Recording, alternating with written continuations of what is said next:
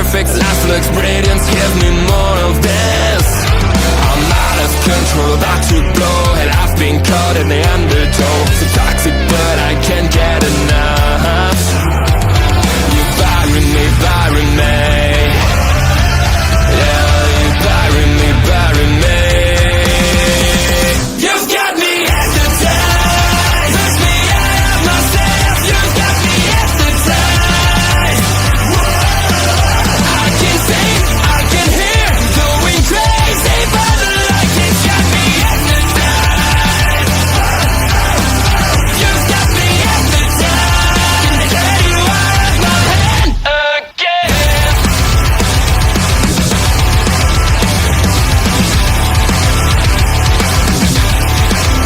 Is it wrong? Is it right? It's like I've won my final war without a fight. I'm out of control, about to blow. I've been caught in the undertow. Toxic, but I can't get enough. You bury me, bury me. I know you bury me, bury me. You've got me hypnotized. Push me out of myself. You've got me hypnotized. I can see, I can hear, going crazy, but the light has got me hypnotized. I am in misery.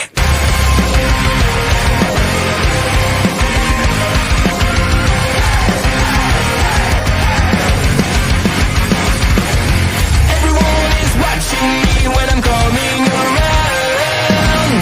They all are judging me when I'm lying on the ground. I've got no shelter, I've got no escape. My life is a prison and I can't run away. I feel it in my bones, I'm losing it all. Stuck in my head, I am in misery. Deep inside myself, all I get, my only family. Stuck in the grave, can someone rescue me? I'm burning alive, I got it, I am in misery.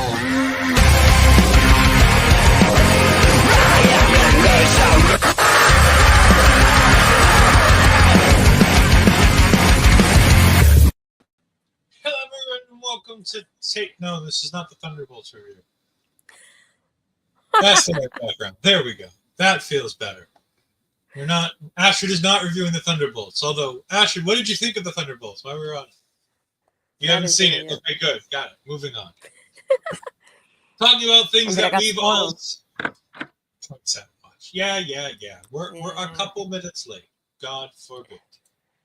It is good to see Bobby here. Hello, we are doing well. We started off the show with the sad news. We haven't had a chance to talk about it. WWE had releases again, as they do every year after WrestleMania. Shayna, Dakota Kai, Braun Strowman, Kaden and Katana, Gigi Dolan, Eddie Thorpe, Javier Bernal, Oro Mensah, Wolfgang, Mark Coffey, Joe Coffey, Cora Jade, Riley Osborne, Danny Palmer, Jakara Jackson. Hoy, that's a lot. Again, Shayna, Dakota won't have any issues finding work anywhere they want to go. Braun Strowman will do Braun Strowman things in Braun Strowman places. I don't think Braun Strowman is going to be like professional wrestling going forward, so I don't think it's a Braun Strowman being a Braun Strowman wrestler kind of thing. Kaden, Katana,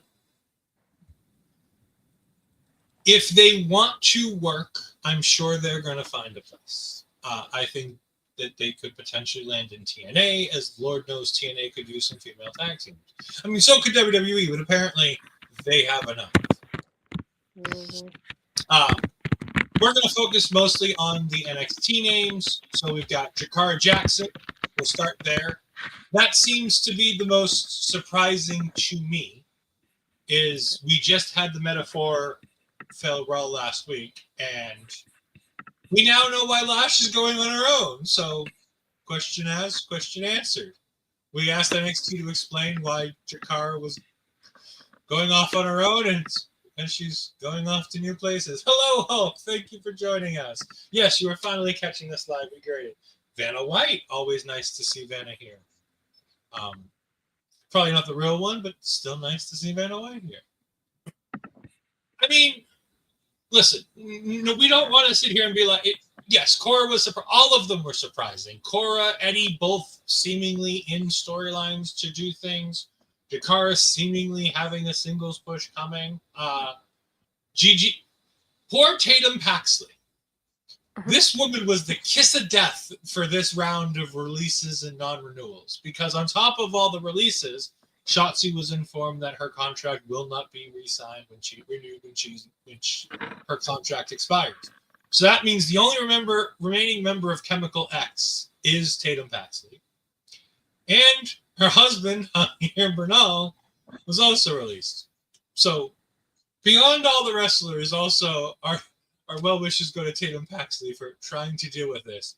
She did in one swoop what Robert Stone has done for a lifetime of women. And now Alicia Fox is on that list of people who Robert Stone is going to eventually get released. Because Robert Stone is now working with Alicia Fox, or Victoria Crawford, I believe, is the new TNA name for her. I mean, her real name. Yeah. I think so. It might be. Again, we don't want releases suck. It's shocking to have them say, "Hey, look, we had a record WrestleMania weekend. By the way, here are your walking papers." But I think the one thing we forget is, yes, WWE had record profits for a particular weekend that they ran. There are hundreds of millions of other accounting things that they need to do. And on top of it, as a publicly traded company, they need to keep the books as balanced as possible. So, corporate side, I get it. As somebody who works with people in corporate America, this is something I understand. It just sucks for all these really talented individuals, because I think a lot of them had some upside. There's a few that I won't miss on my television screen, I'll be honest. But that doesn't mean I don't want them to have a job. Just because I don't want to watch them on TV doesn't mean I don't want them employed. And that's the big thing. I hope that they find success doing something, whether going back to the Indies, whether it means going back to England, whether it means going to Japan, because there's a few names on this list that I could see going back to Japan for a fun run. There's a lot of talented people here. The Indies just got a ton of great talent. Astrid, what do you think about, especially the women released on this list? Yeah, I think that's one key factor for this time around. A lot of women involved in this one, which is very surprising as well, especially coming from NXT when we know this is the brand with the strongest women's division in WWE so far. So I see some of these names, just like you said, thinking of like a Cora, that was very surprising because she was somebody that was used very often on Jakara as well. That was also very surprising to see. Riley, if the way that he's coming about it, like it looks like he was injured.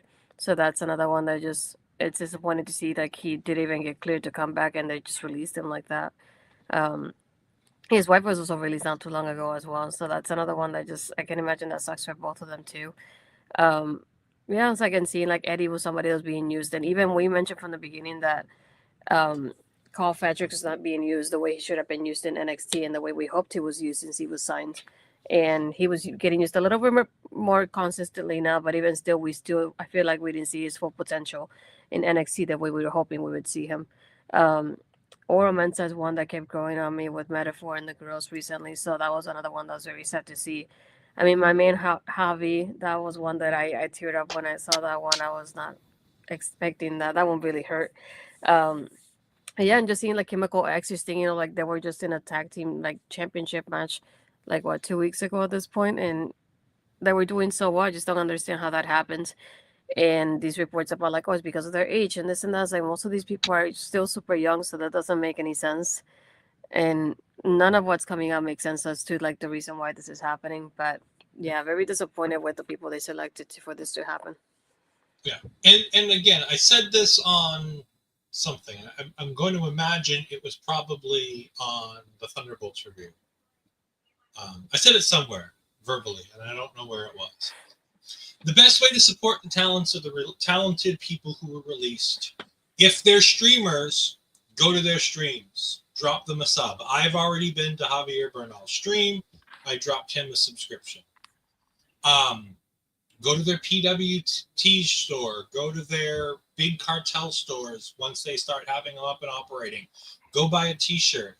As soon as they start doing indie shows in your area, go and support the indie companies who are there. While you're there, if they don't have a big cartel or something, buy a t-shirt. Go buy a photo opportunity. These are the ways that you can support these talents right now, as they go. Because people like Shayna, people like Dakota, people like Carl Fredericks, people like Javier Bernal, all four of them I know for certainty do streaming.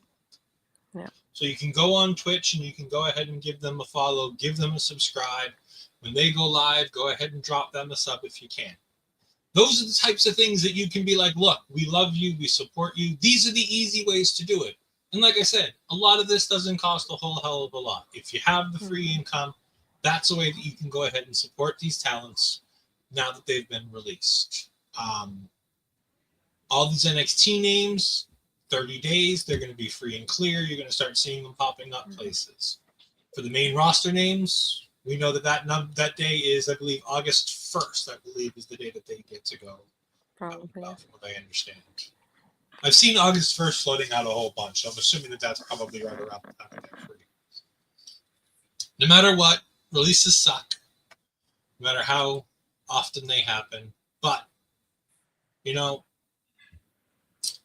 the one good thing about releases, and it's not about people losing their job, it means it's a step up of opportunity.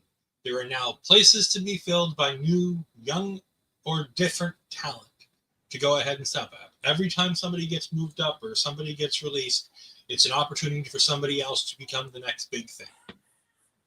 So, we're going to go ahead and take a look at that here because we had a pretty damn good NXT night coming off the releases. It started with them doing the introduction to Who's Here with Zach Wentz surprising us that he was going to be in the Battle Royal tonight as he walks past Wesley and gives him the rascal sign. So Zach Wentz is in the Battle Royal. Goody. And just loved seeing that. We do have Logan saying, I saw a little bit of that Stardom Giulia shine through in her NXT match. Yeah, I think we all figured that when she's working with Jordynne Grace, she's got the ability and the green light to go a little bit. Jordynne did drop her on her head, though, so that was rough. We'll talk about the main event in just a bit. We're going to start with the opening match, which the introductions made me puke, as I saw Hank Tank and Joe Hendry do the Joe Hendry pose. Ew. On so many levels. Ew. I hated it. Thankfully, Dark State defeated Joe Hendry and Hank and Tank. When Trick Williams ran off Joe Hendry to the back, and Dark State went ahead and did their jumping power bomb to Tank, I believe it was, right? Tank was the one who got pinned tonight. I think it's great that Tank got pinned because Tank was the guy who got the most shine in this match of anybody, really. I mean, Joe Hendry had a lot of fun spots, but I think Tank was the one who got all the stuff that I saw that I remember. That, cannonball dive to the outside. He had the spot where he yelled that Shake One Sugars and then jumped back in the ring and did. Tank is growing on me. Hank, still a little. I don't like the whole belly busters as a big guy. You'd think I'd be into this Hank Tank thing, but no, not into that Hank Tank thing. Still not into it, but again, Dark State wins by default. We're not making Dark State feel like a big deal when every time they win, it's by default because somebody else does something stupid. I really, really want Dark State to just win something because Dark State's good. What do you think? I get where you're coming from. Is that Again, one thing I'm disappointed with this particular group is that there's no storytelling for them. There's no background to them still. All we got is a freaking PowerPoint the family read to us not too long ago, and that's all we got from them. It's like, I think by now they should have given us more of like almost like a reason why they got formed, to how they started off and how they got together. Give us something, a substance in the story, and we don't have anything. I feel like that's the main reason whether I don't know if I should cheer or boo them. Just because I'm like, just because they look like heels, I don't necessarily want to boo them. I want to know what's the story behind this before I really react to it. And right now I don't feel like there's any. And like the way they're winning is also not helping. And it's like, so we're gonna go from Hank and Tank to giving the tag team championships to Dark State, because that's another thing that made me think about them winning this match as well. So I was like, that is going to be very interesting in that aspect of it. Like I said, because at least with Hank and Tech, we do have that storyline of them getting that, words of wisdom from previous tag teams. So you get that they have some kind of story of them rising to the top and being at the top of the tag division. But still with Dark Star, you don't have anything like that. Like, we don't know why they're here, how they started, how they connected, why they decided to go with each other and not somebody else, for example. And I feel like they really need that to like give us some kind of interest to like how you have them grow on me if you don't tell me what they're here for. Yeah, I mean, obviously, I will never hate on Osiris Griffin, but the rest of the group, take it or leave it. It is what it is. But no, I think you're right, hitting the nail right on the head there. We don't know anything about this group. We know that they want chaos. Why? Mm-hmm. Why do you want chaos? Why are you destroying NXT? What's your mindset? Reader man, talk to me. Explain it to me like you're in a dark romance novel. I don't care. Just do something. Like, come on. He definitely reads the dark romances. That's the books he was always reading. Same kind of stuff you read. Hey. What? What is that supposed to mean? That you read dark romance novels. Not always. You're like, no, I don't always read dark romance. Sometimes. Beach. Sometimes. Yeah, it'll be interesting to see what they do with Dark State going forward. We have Karmen Petrovic talking to Thea Hale backstage. And I was like, oh, it's going to be one of those nights. I'm so happy. And Thea's like, no, you got to go on your own. You can do this. You got to be solo. And she's like, yeah, I left Ashanti, not only because I was sick of Ashanti, but because I want to do this on my own and get wins. And I feel like Ashanti was holding me back. And I'm like, no, honey, Ashanti was not holding you back. I mean, on camera, he might have been holding you back, but I don't know whose Cheerios you pissed in, but you pissed in somebody's Cheerios because you were headed all the way up and then... And then Jaida walks in and she starts running them both down, and I'm just like, I'm gonna hate the next few weeks of this crap, aren't I? And we got Jaida versus Karmen later in the night. Goody. Why? The first fun thing we had of the night was the Candy Crew promo talking about opportunity. I really like this. Mostly I really like this because it gave me an opportunity to write in my notes something that did happen later on. Because I wrote, Charlie talks about how this is opportunity for the Candy Crew. How this is an opportunity for one of them to face Obafemi. What he really means is this is an opportunity for me to face Obafemi. Now, I intended that to mean that he was going to win the Battle Royal. Because I was like, all right, it's still an outlier, but like Charlie Dempsey makes some sense to potentially be like an NXT championship challenger. I'm like, I love Tavion Heights, but he doesn't make a lot of sense. I understand the internet's talking about this Myles Borne, this baby Randy motherfucker, but like, he really doesn't make a lot of sense for winning this world championship opportunity. So like, it's Charlie Dempsey. And I was 50% right. I was 50% right on that. And we'll get to the rest of that later. No, it was 33.5 chance that you had. No, I had a 33 1/3 chance of being right. Well, no, I probably had 141 and 2/3 chance of being right, but it's only when I talk to Braun Breaker and get him to help me with the math. Yeah. You know, he's hard to get a hold of nowadays. He's very busy with this Seth Rollins guy. He's really making it hard for me to get a hold of Braun Breaker.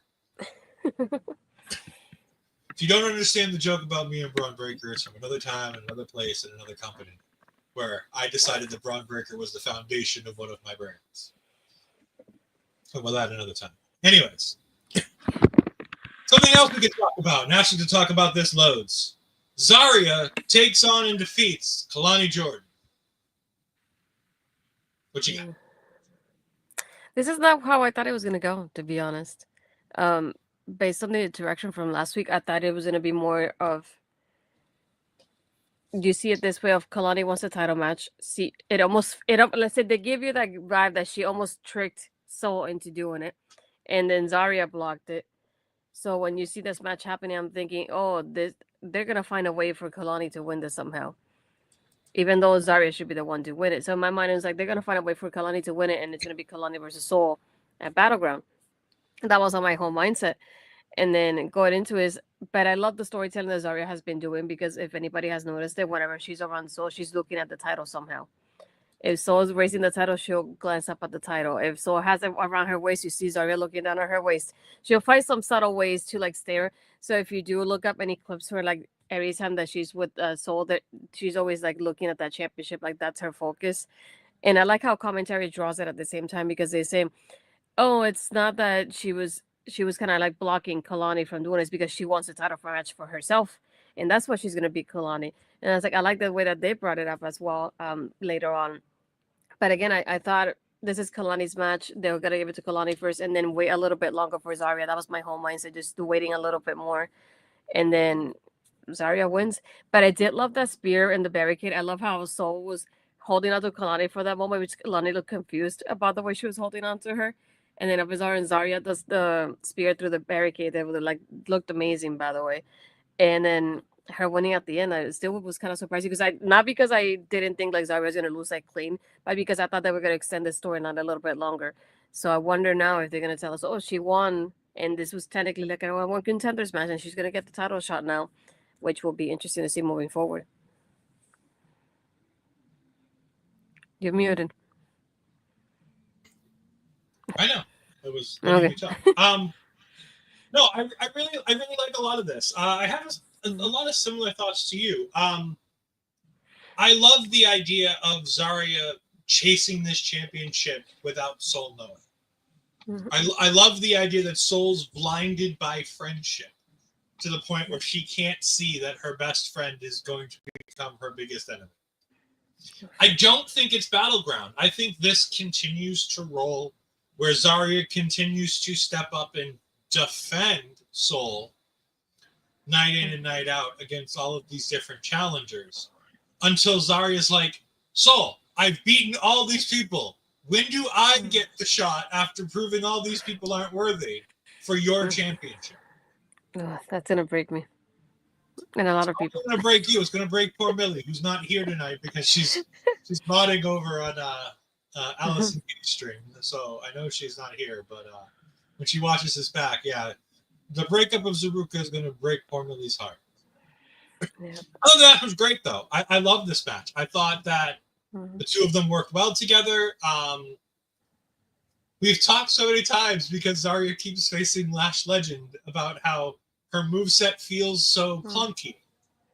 And I've told you, we've both said over and over again, that as soon as she gets to work with some of these smaller girls who make up 90% of this women's division, it's going to be fine. Tonight was the proof. It's going to be fine. Zaria looked fantastic throwing Kelani around. Kalani's jumping and flying, and Zaria's catching her. It was great. That F5 looked fantastic. The spear through the barricade looked great. Soul selling it like $1 million, just kind of staring off into the distance like, what the hell just happened? Everything was great about this. I absolutely loved it. It was sensational. And yeah, Zaria gets the win, which I was a bit surprised, like you. I did think that they were going to have Kelani win it just so that Kelani could have the match at Battleground. But it seems that might not be a title on the line at Battleground at this point, because we now have a few matches made for Battleground, and we'll go over the Battleground card at the end of the night. But yeah, no, I thought this was a great match. It was a great women's match, and it got time. You know? We've had so many times where we keep talking about how these women's matches don't get time. And granted, normally that's when Karmen Petrovic is in the match. Guess what? That trend continued later tonight. Oh my gosh. We get Tony backstage, and Wes and the Budget Street Profits go toe-to-toe backstage on the microphone. Well, the Budget Street Profits don't say nothing, but, you know, Wesley and Tony D'Angelo go back and forth talking about Stacks, talking about Zach Wentz, talking about how Tony's not in the Battle Royal. Surprisingly, Tony not in the Battle Royal tonight.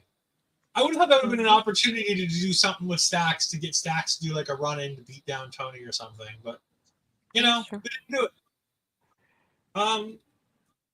Then Trick Williams comes to the ring for the Battle Royal, and I'm like, this is earlier than I expected. I thought this was going to be the main event.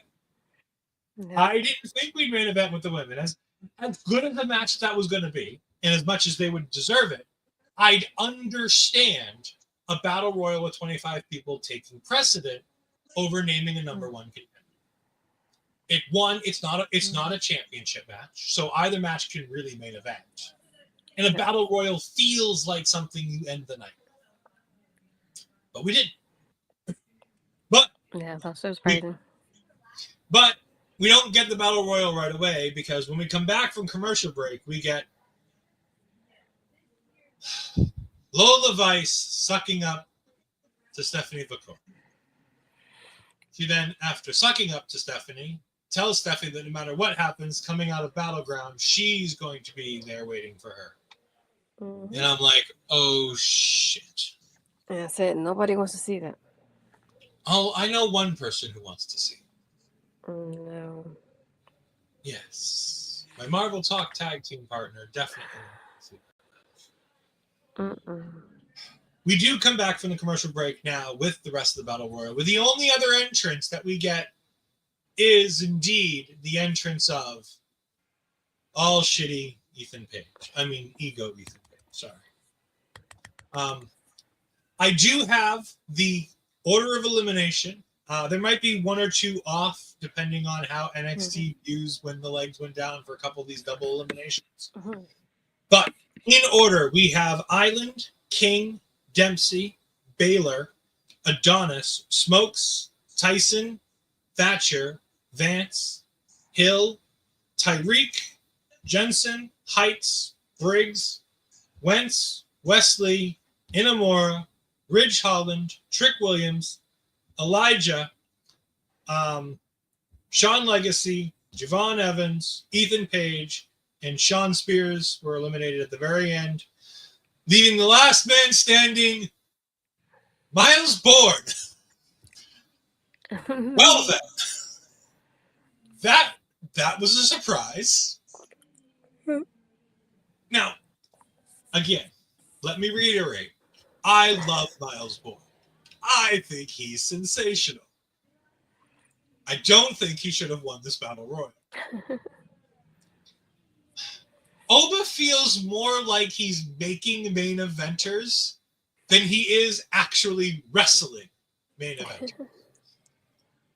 Like, he's made Javon Evans like a full-time main event level star. He's about to make Myles Borne feel like a main event level star. I would have been happy with any of the final four winning this Battle Royal, to be honest with you. Like, I love that Myles won. It's great. But had Ethan won, fine. I'd have understood. I wouldn't have loved it as much, but I would have understood. About Myles, Randy must be proud. Yes, Papa Randy is indeed proud. Think about that. Papa and son, within the balance of a couple of weeks, are both going to have championship opportunities. Randy has one this Saturday. His son, Myles Borne, gets one at Battleground. Speaking of Battleground, we got a fun post show for Battleground. And Astra didn't book it. I did. The book one. But no, Shawn Spears, Javon Evans, Ethan Page, all would have made a ton of sense. All would have been good matches. I really think the story of having Shawn Spears be the one to challenge him would have been interesting, especially with the short time frame, and especially how that went with the Cullen group, with Vance eliminating himself, basically eliminating himself, taking the bullet for Shawn Spears at one point in the match, with Jensen literally eliminating himself as he eliminated Tyreek, to make sure that Shawn Spears continues to go further. Like, I really, really enjoyed the storytelling of a lot of these things in this Battle Royal. There was a lot of real good stories told. There was a lot of fun and interesting stuff. We got the Briggs and Imamura breakup. We got the story of the No Quarter Catch crew. We had Shiloh Hill being a star in this for a while. But yes, the biggest story other than Myles Borne being fantastic in this for me is Shawn Legacy. Super Shawn Legacy, one of the WWE ID talents, making it to the Final Five and getting a real big showcase in this match. I mean, he looked incredible. And if you haven't seen, like Get the Table saying he hasn't seen much of him, I've gotten to see glimpses of him a couple times here in the Northeast. He wrestled JT Dunn the first time I saw him, so I knew the match was going to be good. But Shawn Legacy, I've been going back and watching what matches I can see, is absolutely sensational. What you see is what you get. He's everything that he was tonight is exactly what he is night in and night out in the ring. I like that they showcased these guys without making it feel like they were just hanging around. Like they didn't feel out of place at the points in the Battle Royal where they were eliminated. The elimination of Trick Williams makes a bunch of sense, with Joe Hendry causing the distraction so that Elijah can get in there. By the way, isn't it great that we saw Elias's other brother Elijah tonight? I mean, the crowd was a bit confused. They kept saying walk with Elias. It's not, guys, it wasn't Elias, it was his brother. This is Elias and Ezekiel's brother Elijah. He's not the same, he's different. It's not like that El Grande Americano douchebag who's just Chad Gable with a mask on. It's not the same, guys. It's not the same. This is another Sami Zayn El Generico thing. It's not like that douchebag El Grande Americano. It's different. No, Kevin Owens would not be furious. This is his third brother. Kevin Owens has got no reason to be upset. No reason to be. I mean, I think I hate Ethan essentially purely out of spite for this one. I really think the only reason why I hate Ethan Page is just to spite Astrid. I know. Trust me, I pick up on his DG. What did you think of Battle Royale? One thing that I like about NXT doing Battle Royals, though, even though we always joke around because it is that way, it's that when you don't have a solution, you don't know what route to go. That's what they pick. But at the same time, when they do them, I like the fact that, like what you mentioned, that not only do they do like mini storylines here within the match in itself, but sometimes even through the eliminations, we get storylines coming out of that later on as well. And they have done that for the men and the women. So that's what I think is always interesting when they do a battle royal, because even the people that lose end up being involved in a storyline somehow. And they, it starts rooting from that battle royal in itself.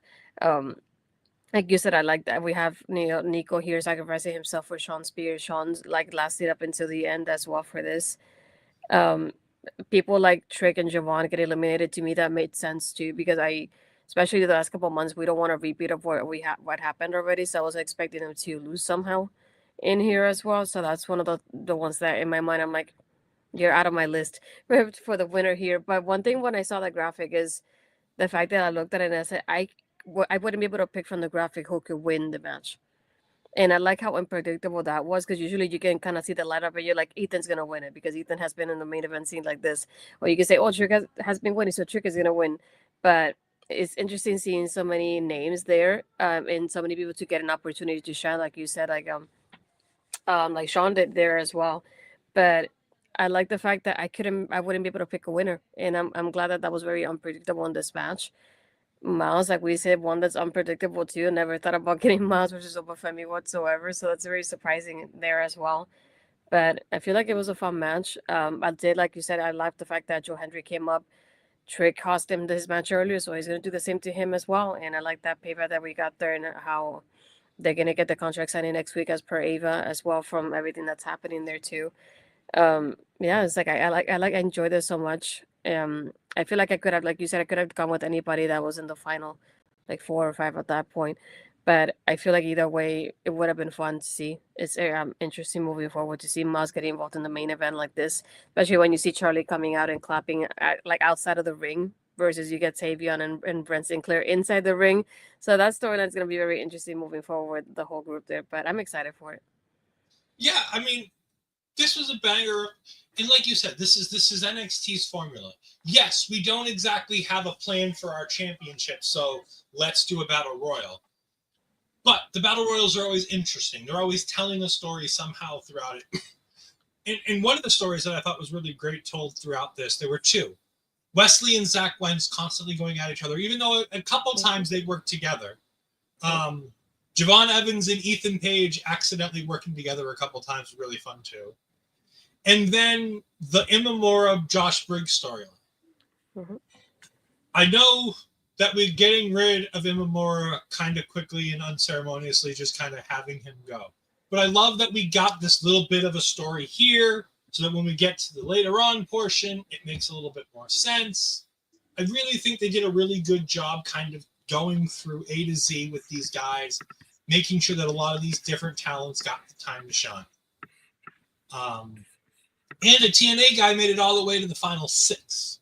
So you had a TNA guy in the final 6. You had a WWE ID talent in the final 5. So check on getting your, partnerships in there. Hill, while he didn't make it as far to the end, he had a couple big moments at least with a couple big eliminations. So at least he had that. He may not have teeth, but at least he had some moments. God, that man's smile annoys the fuck out of me. I don't understand. If he knows how to make veneers for $15, why doesn't he just wear them on television? Right? I was wondering that too. Yeah, Randy is indeed happy for his son. We already talked about how happy father are. They both have championship opportunities within a month. We get a Jordynne Grace promo where Jordynne Grace feels like one of the midgets in, or one of the little people in the Wizard of Oz. One of the little. Tell me that's not what it looked like. Jordynne Grace is like down here, like Astrid is in all the Olay pictures from Canada, and then Lash Legend and Izzy are like way up here. Jordan's a little bit taller than me. Not like I said, Jordynne Grace was like Astrid in all those photos in Canada for Olay weekend when she went up there. Yeah. Like, I don't even know what was said in this promo because I just kept looking and going, God, Izzy is really tall in this promo. How big are her heels? And then Lash walks in and I'm like, well, no, that makes sense. She was a WNBA player. She's supposed to be tall. But my God, as Millie said, why was the choice here to make Jordynne Grace like the tiniest little motherfucker on the plate? But isn't it ironic though, because Guild? Her being the juggernaut and like being the way she is and her build and everything, she doesn't look small. But then you see her next to all these girls and you're like, oh. I was like, that's interesting. It's like I met her, so I know how tall she is, but not everybody has been next to her. So it's interesting seeing everybody's reactions online. Be like, why? She's that short. Yes, she is. I can confirm. But I knew she was short, but like I didn't realize how short. Yes, but and not only that, but it shows you how in her character, the way she the way she draws herself to all of us, she feels taller because of the way she is and how she wrestles. She feels taller than what she is, and you see her now and all these people, and I went, and this is why she was wearing those heels that one time that looked like Patrick when she came out. She's small like me, but yeah. What happened here was that they're asking her about if she will win the title, and then she looked at both Izzy and Lash and basically said, it was like, when I win the title, then you guys could be in line, and I'll see you on the other side, kind of thing. But they were just, and Lash being the birthday girl, she's like, well, you're talking about like powerful people, then I'm here. But yeah, it's like it was bittersweet seeing Lash in there and not seeing Jakara next to her. Yeah, that was weird. Happy birthday to Lash, by the way. It was Lash, and who else was it that had a birthday today? Dakota, ironically. Oh, yeah. A less happy birthday for Dakota. Unfortunately. Jaida versus Karmen Petrovic had a start. It had an end, and Jaida won. And then Jaida hypnoticed Thea Hale after she was attacking Karmen when Thea came out. And apparently next week we're probably going to get Jaida versus Thea. Great. I'm frustrated with this. What is happening with Karmen? What are they doing to my girl? Like, she was fine. And all of a sudden we get 2 matches in a row almost, and they're both a couple, like, not even 5 minutes probably, it feels like. Why? I need answers. This is not helping. You can take me off now. I thought you were going to go on a rant, so I was going to give you the big No, but I need answers. I just don't understand what's happening here. I'm telling you, she pissed in somebody's Cheerios. Why? And then not only that, but she got a jobber entrance too, because once Jaida started coming out and the commercial came out, I went, oh no, Karmen's entrance is going to be a drink commercial, isn't it? I mean, technically it wasn't a jobber entrance because Netflix saw it, but yeah, it was a jobber entrance. Actually, no, we got a full commercial break. It was a jobber entrance because we went to a full commercial break during that. She was already in the ring when we came back, so. Yeah, she was in the ring when we came back too. Now that I think of it, we have Ava backstage talking to Joe Hendry, and she makes Hendry versus Trick at Battleground for the TNA Championship. The first time the TNA World Championship will be defended at an NXT show. Yeah. Oh boy. We'll talk more about that at the end of the show. Mm-hmm. Wesley's on the phone. Now, this was a really cool little mix of 2 or 3 segments here. So, Wesley's on the phone with apparently Stax. He says the match is set. He took the bait. Everything's good. And he goes, man, that Stax guy can talk.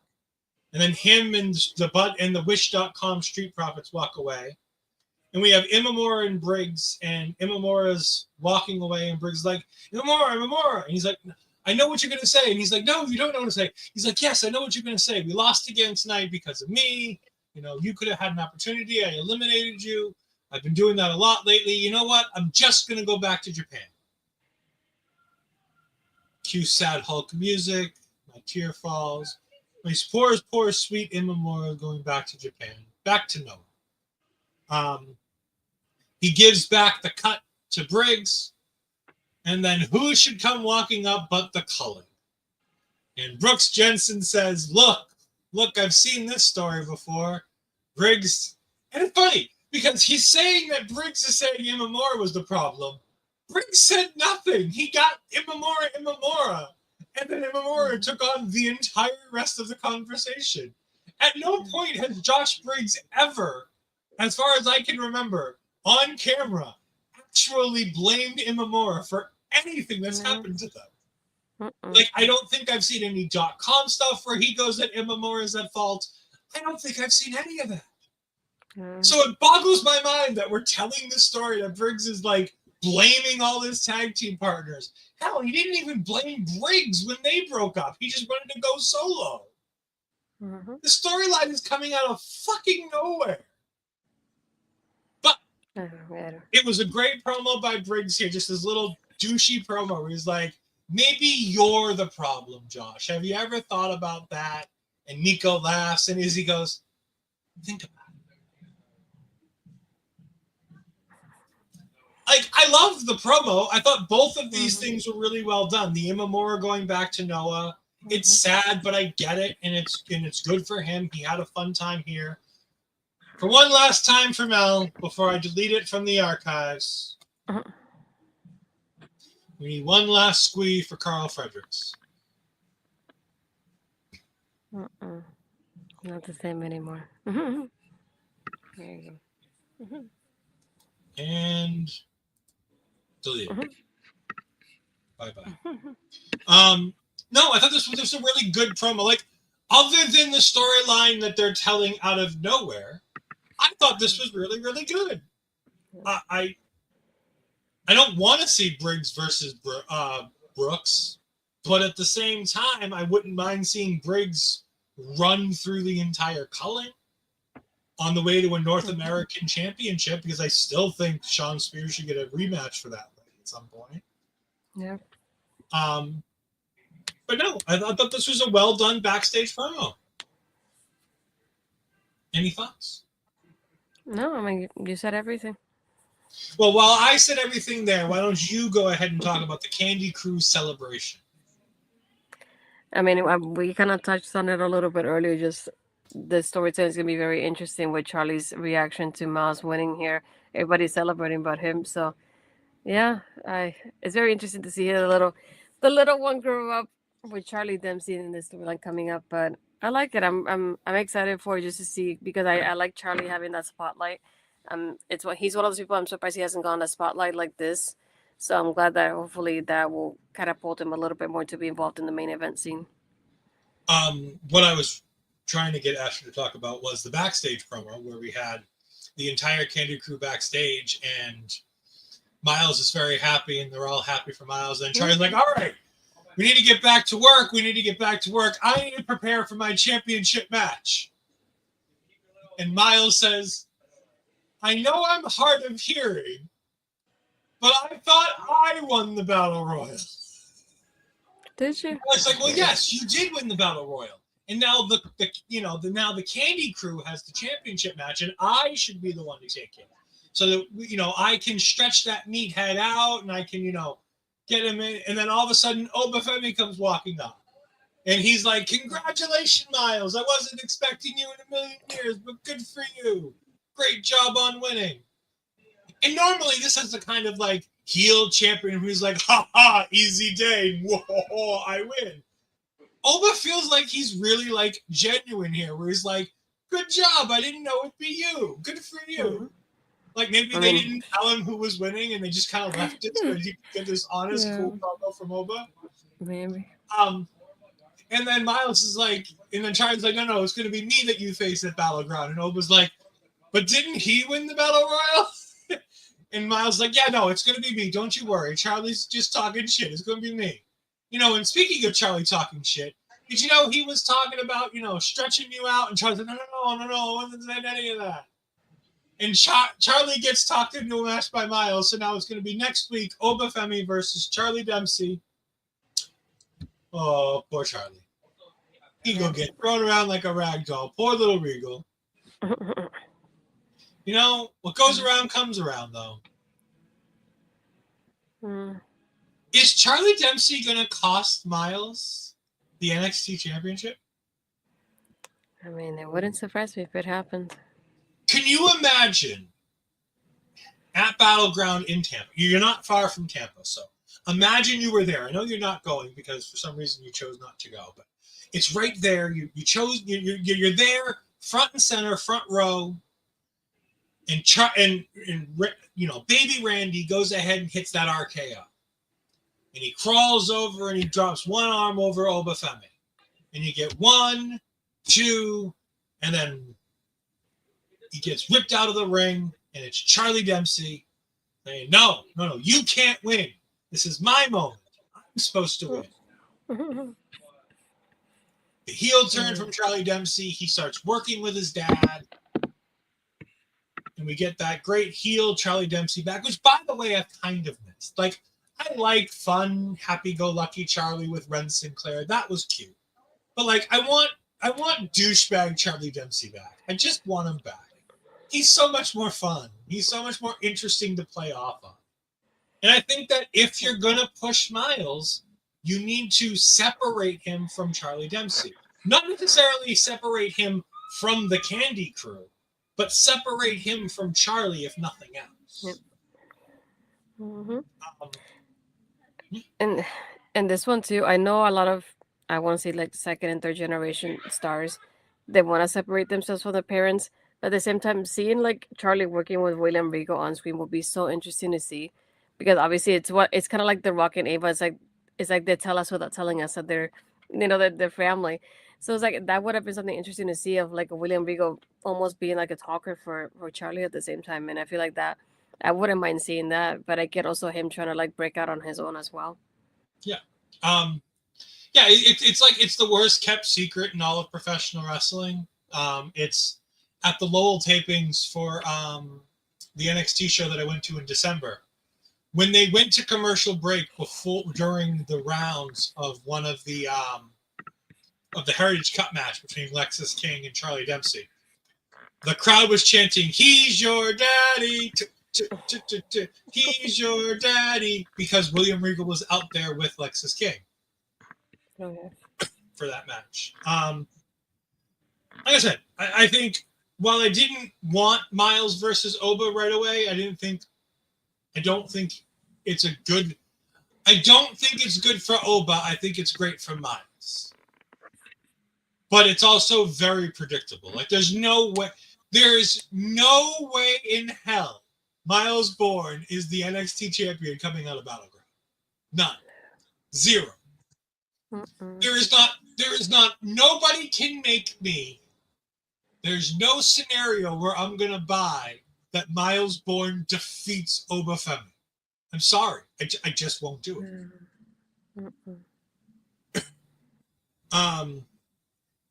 We have a Chase U segment where the boys get Andre Chase to try to switch up his look. And now Andre Chase is apparently going to be coming to the ring in tracksuits. I'll be honest, I love the old look. I'm a vintage guy, so I like the old look. But I don't hate the tracksuit look. It's nice. Mm-hmm. I've just started dressing in a black tracksuit now that I've had my surgery and lost a little bit of weight. So I have like a black version of that tracksuit that I really enjoy. So I understand the comfort level that Andre Chase is feeling in this new attire. But so I've realized there's a bad thing about these Chase U segments. I only know the names of one of these two jabronis. I only ever remember Uriah Connors. I still, if you ask me right now to name both of them, I couldn't, under hide nor hair, give you a first or a last name for the second one. No? No clue? I thought he called him Hale, and I'm like, no, that doesn't make sense. That's not his name. No, it's Cale what Dixon. Is his name? I don't know. Yeah, Cale Dixon. Oh, Cale, not Hale. Okay. Yeah. I honestly wrote in my notes. I wrote Uriah Connors 3 times, and I put Uriah Connors and friend. I'm like, no, that's not necessary. The boys. I basically made them the Brent twins because, dad mode. Like the super comfort level dad mode about just being in a tracksuit. Like you don't understand. I live in comfort level with worst vegetable to be named after Kale. I will not have this slander on Kale. Kale is fantastic. I haven't made it yet because I can't have the potatoes yet. But I make this fantastic Zuppa Toscana knockoff at home, where I make the Olive Garden Zuppa Toscana, which is kale, sausage, and potatoes. It's a cream-based soup. It's fantastic. I adore making it. I love the taste, but I can't have the potatoes right now, so I can't make the soup. But I will not have this Kale slander. I mean, Cale Dixon is an idiot, but I mean, this might as well just be a Uriah Connors vehicle here, just to make Uriah Connors the greatness. No, bad mouth. Bad mouth. I dig up the vegetable every time I see his name, though. That doesn't help. Also, thank you for joining us, Mel. I really do appreciate it. We have missed you. We miss your face. Yes. Cal L. No. Timu Superman is whatever dumb shit James Gunn is doing with that idiot. I don't even know what his name is, but that budget Superman that they've got going on now that comes out this summer. I have zero desire to see that movie. Like, Andre's like, we got to review it on Marvel Talk. And I'm like, do I have to? Because I really don't want to. Well, I mean, we've done DC movies in the past. We did The Flash. I think we did another DC movie, too. Like, it's comic talk. We do Marvel Talk because we don't really cover DC because DC don't normally do anything worth covering, to be honest with you. Yeah. But, you know, I have zero desire to see this new James Gunn Batman, Superman thing. I've seen the things. It's not good. Now I can't unsee it. I want to think of Kella every time I see his name now. Put a big S on Cal's chest. And then we end the main event. Jordynne Grace defeats Giulia in about what felt like 10, 15 minutes. It felt like it got a lot of time. It might not have. It did feel big. It felt great. Jordynne Grace damn near killed Giulia at one point. That was a rough spot in that match. And then to add a little bit of kicking somebody when they're down, she then did a standing delayed vertical suplex where you just hear Giulia going, "Ow!"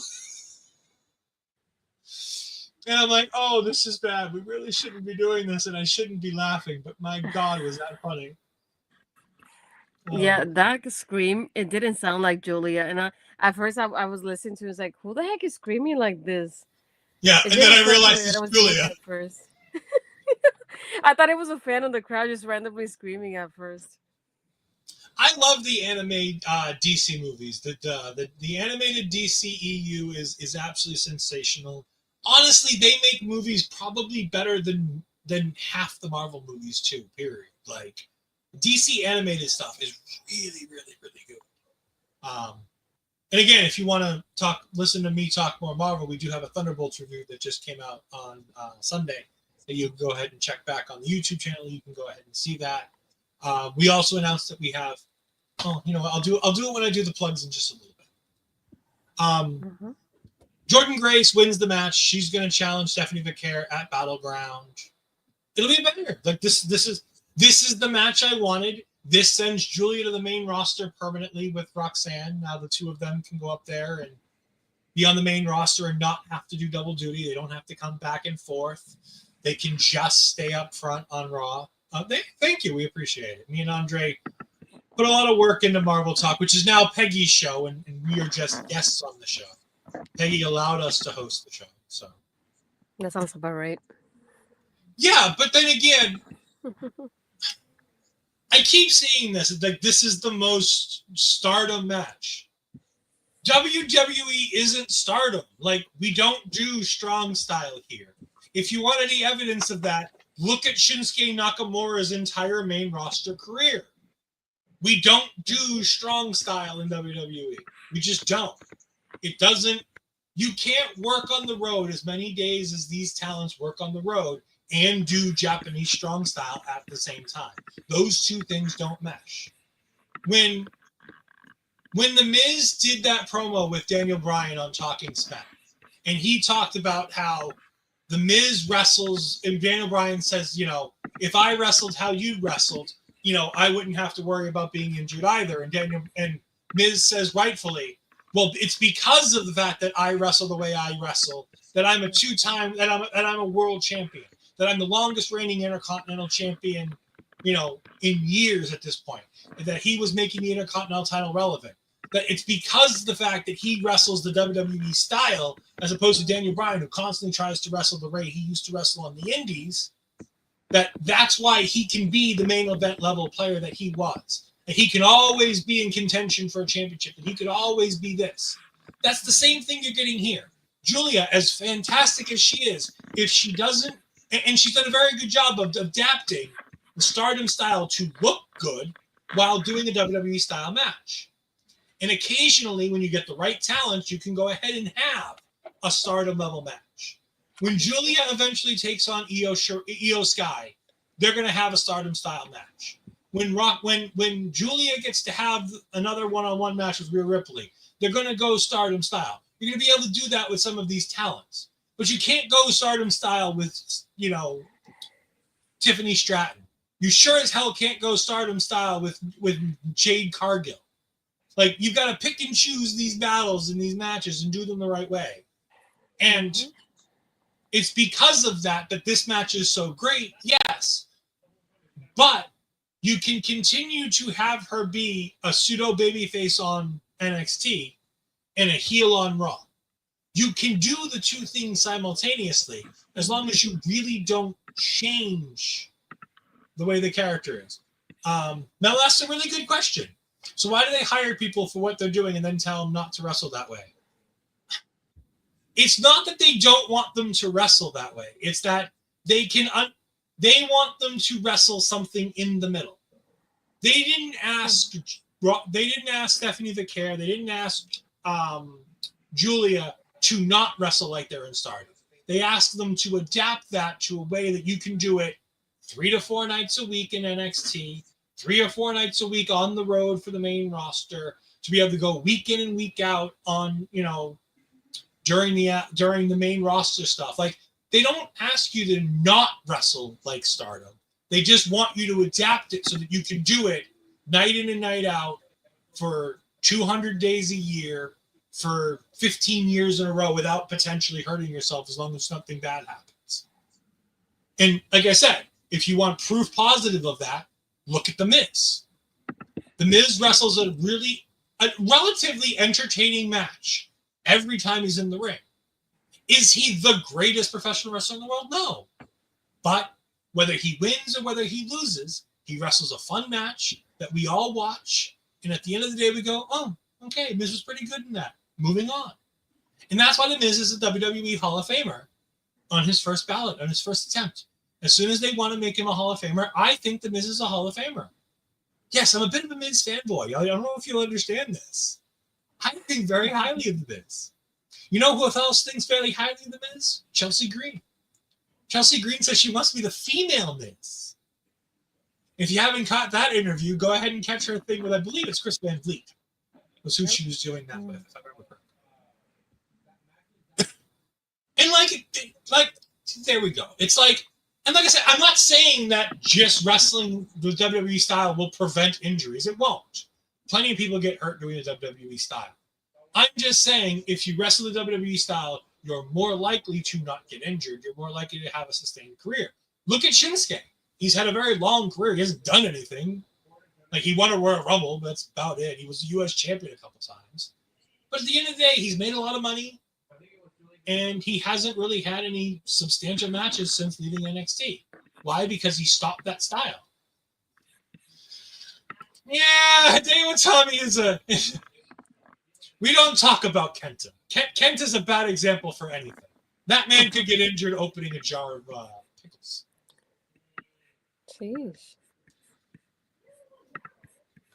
Like I said, I'm not saying WWE style is safe. I'm just saying that if you do the WWE style, you're more likely to have a career like The Miz than you are to have a career like Daniel Bryan. Start and stop, some injuries, things like that. And again, this isn't to say that the Stardom style is bad. The Stardom style is very good for what they do. But that style also doesn't always translate to the main roster WWE fan base. And that's the biggest reason to go back to this question of, why do they hire people and then ask about to wrestle that way? Because 60% of the casual fans who are watching WWE product on a week-in, week-out basis don't know what Stardom is and don't want to see strong style. They want to see the thing that they've seen for the last 30 years.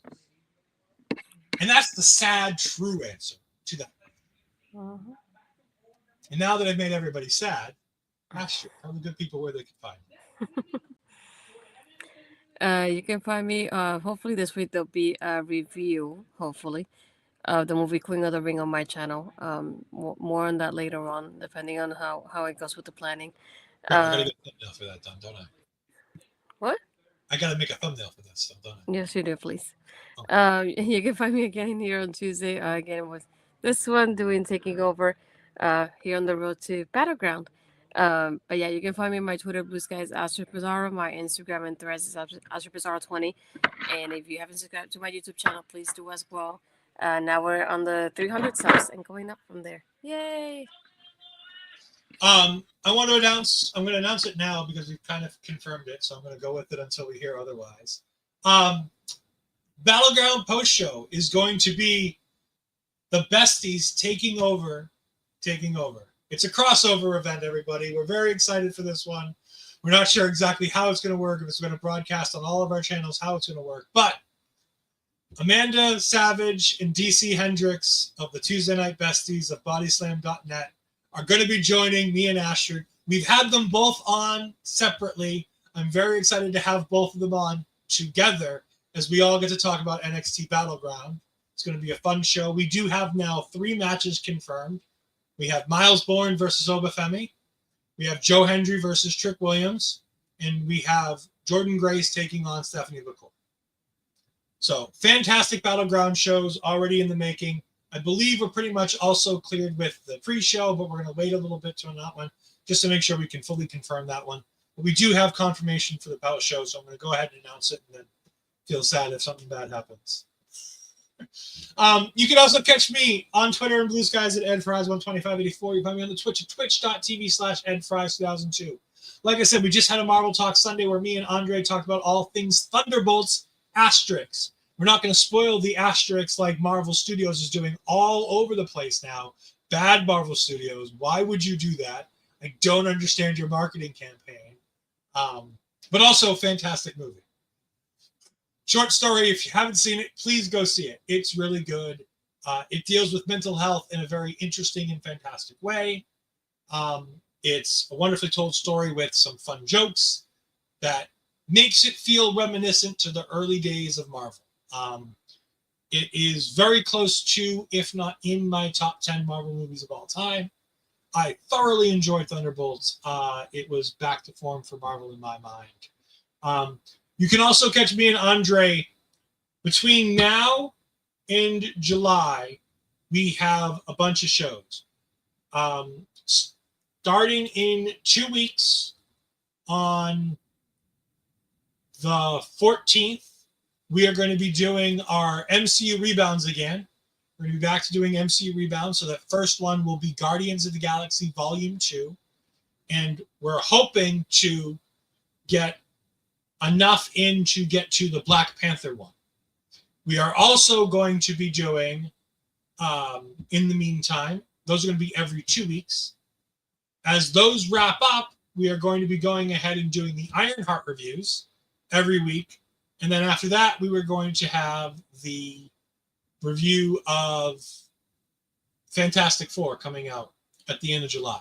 So that is the Marvel Talk calendar for the next month, 2 months and a half, 2 months. We're very excited for that. We love doing the rebounds, so they're very exciting. No, Giulia and Roxanne will not be joining Finn Balor. I do not see that coming. Just because Roxanne was talking to Finn Balor does not mean that she's joining some Finn Balor faction. But yeah, make sure that you're following our local establishment for all the updates on anything like this. And you can find our local establishment at Ole Podcast on almost all your social media. Capital O, capital L, capital E, capital P, and then Oddcasts. You can go ahead and catch us all there. You can catch us at our local establishment on both Twitch and YouTube, where you see these wonderful videos. If you're watching on Twitch and YouTube, leave a comment. Tell us what you think of Myles Borne winning. Tell us what you think about Giulia losing tonight. Tell us what you think about Strong Style and whether or not WWE Style is a better style than Strong Style. Tell us all those kinds of things in the comments down below. Not right now in the chat, just in the comments of the video on YouTube. On the YouTube video in the comment section, go ahead and leave that. And Bobby or myself will be in there to go ahead and respond to you when we do. Make sure while you're there, go ahead and give the video a like. Go ahead and subscribe to Asher's YouTube channel. Leave it a like there. Tell Asher she's doing a great job on her YouTube comments. She's fantastic. But yeah, you can find us all there. We might have a Backlash post show this week, but for everything else that we definitely have, we're going to go ahead and play the video as we go out of here. After the video plays, we're going to go ahead and raid Allison K. So have a great night. Goodbye. Never gonna stop, never gonna change, never gonna do the things you say. Run my own way to get there. Fools are calling and the eyes seem to care. In the air, no more crowd, just the opposite kind of few clouds. Tell me the storm is coming for the sake of all your lies. Why don't you try to be wise?